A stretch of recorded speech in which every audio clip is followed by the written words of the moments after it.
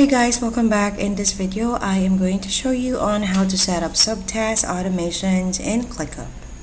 So using automation for your workflows actually saves up time and increase your productivity compared to just using a template for your workspace.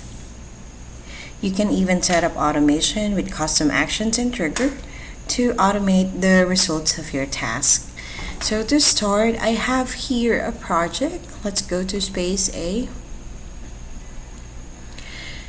And as you see, there is no task or subtask listed yet. So let us do a sample.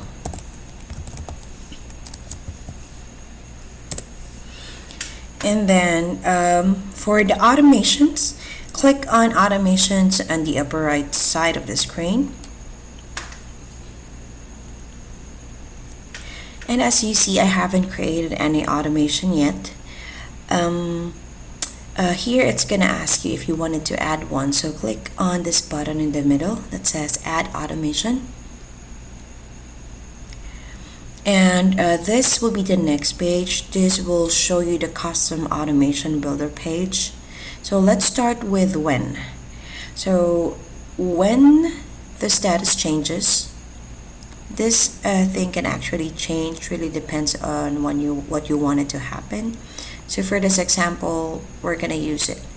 When status changes from to do, click on that and confirm. From to do to in progress.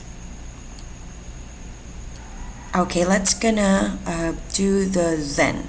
So when a status changes from to do to in progress, then this is going to happen. There's going to be a change in due date, for example.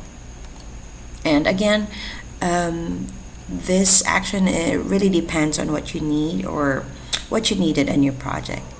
So for the due date, let's say I wanted days after the trigger date, but you can also select here if you wanted to be on the set trigger date, and you can even choose a date.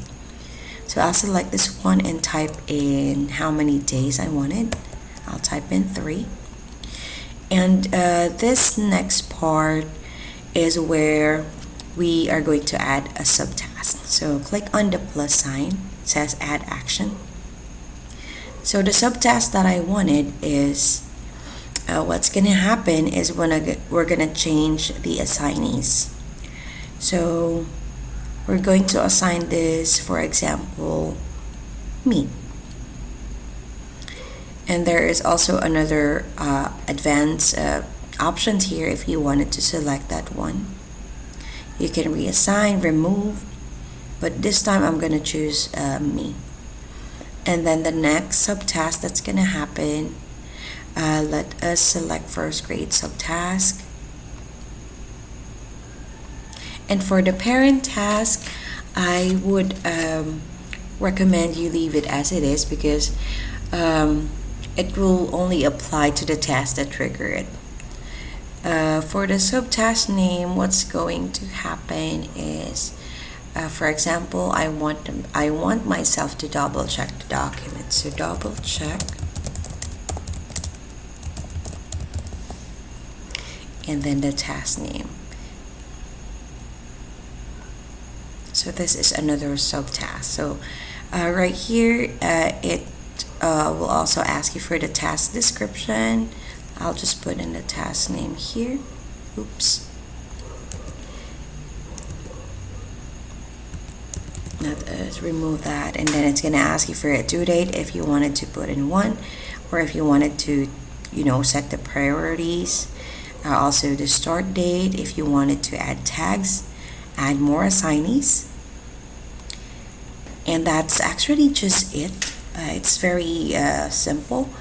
And here you can see that it's showing us like a summary for what's going to happen.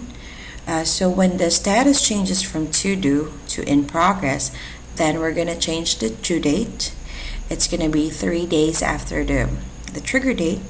And then the subtask that we added is to there's going to be a change in assignees, and then for the last subtask that we created, it's going to give us a message to double check the document. So once it has been created and you go back, it will reflect as you change the status. So let's say this one will change into in progress, and there you would see that there are subtasks and a to-do here, and it will automatically show right here. This is the one that I created earlier, submit the test one, so it will show it, double check the document, and that's basically just it. If you found this video helpful, simply leave a like below and subscribe because it helped me reach more people. See you soon.